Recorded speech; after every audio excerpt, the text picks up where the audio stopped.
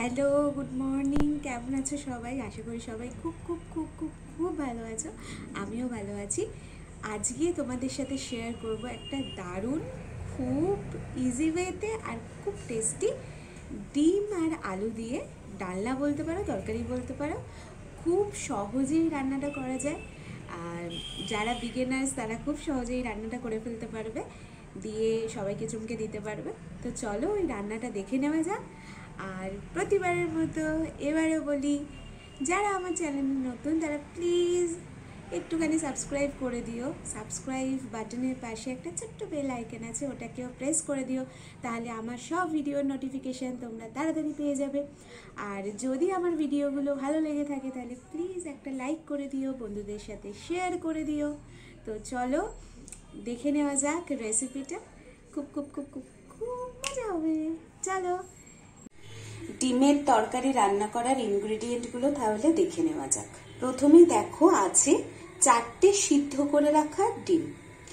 জলের মধ্যে একটুখানি নুন দেওয়া ছিল, আর কিছু ছিল না। ওই জলের মধ্যেই ডিমগুলোকে সিদ্ধ করে নেওয়া হয়েছে।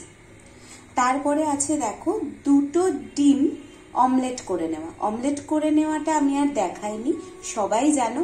একটুখানি নুন আর একটুখানি গোলমরিচ নিয়ে আমি অমলেটটা করে নিয়েছি খুবই কম তেলে, তাই হয়তো দেখতেই পাচ্ছ মানে একটুখানি শেপটা বিগড়ে গেছে। নেক্সট যেটা দেখো, এইটা হচ্ছে কড়াইশুঁটি। শীতকাল, আর কিছুদিন পরে আমরা আর কড়াইশুঁটি পাবো না, তো কড়াইশুঁটিটা মোটামুটি আমি সব রান্নায় দিতেই পছন্দ করি। তো এখানেও কিছু কড়াইশুঁটি ছাড়িয়ে নেওয়া আছে। আমি মোটামুটি 10-15টা কড়াইশুঁটি এখানে নিয়েছি। এখানে আছে 5টা লঙ্কা চিড়ে নেওয়া। এখানে ফোড়নের জন্য আমি রেখেছি গোটা জিরে আর একটা ছোট এলাচ। এখানে আছে 4টে মিডিয়াম সাইজের পেঁয়াজ, কারণ কোয়ান্টিটিটা একটু বেশি বুঝতেই পারছো। এখানে কয়েকটা গুঁড়ো মশলাকে জলে ভিজিয়ে নিয়েছি, আমি যেরকম ভাবে রান্না করি জানোই। তো গুঁড়ো মশলাগুলোর মধ্যে আছে হলুদ, নুন মানে হলুদ গুঁড়ো, নুন, জিরে গুঁড়ো, ধনে গুঁড়ো আর একটু গোলমরিচের গুঁড়ো, বাস এইটুখানি আছে। এখানে আছে মিডিয়াম সাইজের 3টে পেঁয়াজ কুচি করে নেওয়া। তো এই পেঁয়াজ কুচি আর টমেটো কুচিকে যে এত সুন্দরভাবে কুচি কুচি করে নিয়েছে, দেখতেই পাচ্ছ কত মিহি কুচি। তো যে জিনিসটার মাধ্যমে এই কুচিটা আমি করেছি সেটা আমি স্ক্রিনে তোমাদের দিয়ে দেব, এবং ডেসক্রিপশনে লিঙ্কও দিয়ে দেব সেই প্রোডাক্টটার। তোমরা অ্যামাজনে খুব কম দামে জিনিসটা কিনে নিতে পারো, খুব খুব খুব হেল্পফুল। ওকে, নেক্সট আছে এখানে 10টা রসুনকে আমি থেঁতো করে নিয়েছি।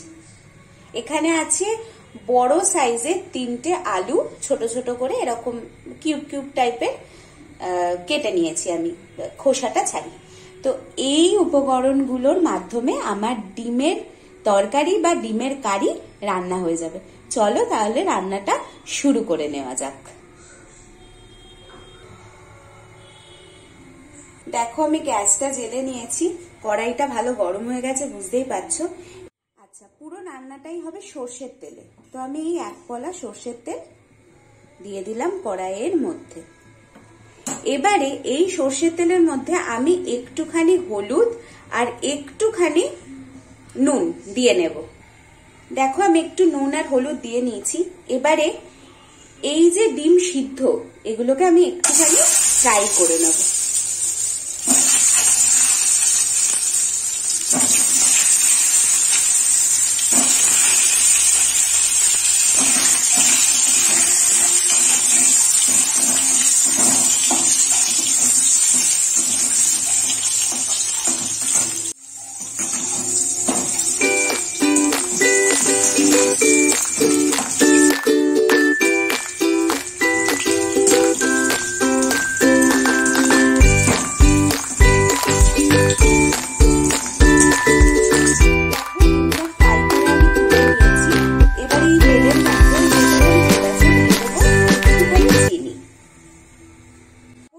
চিনিটা ক্যারামেলাইজ হয়ে গেছে, আমি এবারে ফোড়নটা দিয়ে দিলাম, আর দিয়ে দিলাম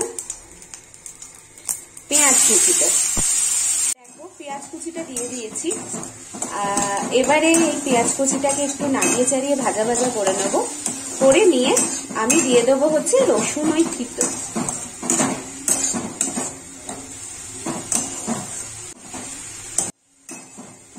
দেখো পেঁয়াজটা দিয়ে নিয়েছি। এবারে একটু পেঁয়াজটা ভাজা ভাজা হয়ে গেলেই আমি ওই রসুন যেটা থিতো করে রেখেছি ওটাকে দিয়ে দেব। দেখো রসুন পেঁয়াজ দুটোই মোটামুটি ভাজা ভাজা হয়ে গেছে। এবারে দিয়ে দেবো টমেটো কুচিটা। দেখো কি সুন্দর ওই জিনিসটা দিয়ে, ওই গ্যাজেটটা দিয়ে কুচি কুচি হয়ে গেছে। এবারে এটাকে নাড়াচাড়া করে নেব। দেখো পেঁয়াজ রসুন টমেটো কি সুন্দর ভাবে কষে গেছে। এবারে ওই যে গুঁড়ো মশলার আমি যে জলে ভিজিয়ে রাখা পেস্টটা সেটা আমি দিয়ে দিলাম, নিয়ে নাড়াচাড়া করে নেব। এটাকে ভালোভাবে কষতে দিতে হবে যাতে সব কাঁচা গন্ধগুলো বেরিয়ে যায়।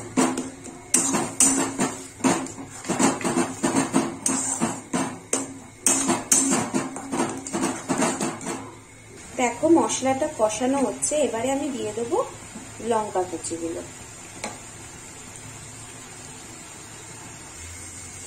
দেখো মশলা তো কষানো চলছে। এবারে দিয়ে দেবো আলুগুলো। তোমরা চাইলে আলুগুলোকে একটু ভেজেও নিতে পারো, আমি ভাজিনি। এই আলুগুলোর সাথে মশলাগুলো ভালো করে মিশিয়ে নেব। দেখো আলুগুলোর সাথে মশলাটা ভালো করে মিশিয়ে নিয়েছি। এবারে আমি কড়াইশুঁটিগুলো ওপর দিয়ে দেবো এবং জল আমি দিয়ে দেবো। দেখো আলু কড়াইশুঁটি সব মশলা ভালো করে কষিয়ে নিয়ে আমি জল দিয়ে দিয়েছি। আলু এবং কড়াইশুঁটি ভালোভাবে যাতে সিদ্ধ হয়ে যায়। যেহেতু আমি তরকারিটা একটু ঝোল ঝোল করব, মানে গ্রেভির পরিমাণটা একটু বেশি থাকবে, তাই আমি জলটা বেশি দিয়েছি। ফাইনাল লুক, আমি আমার ডিমের অমলেটটাও দিয়ে দিয়েছি। দেখছো কালারটা কত ভালো এসেছে। দারুণ আছে খেতে, নুন ফুন সবই ঠিক আছে। এটা চাইলে সবাই ঘরে রান্না করে খেতে পারে। দারুণ। চলো তো আবার একটা তোমাদের সাথে নেক্সট ভিডিও নিয়ে দেখা হচ্ছে। ততক্ষণে খুব ভালো থেকো।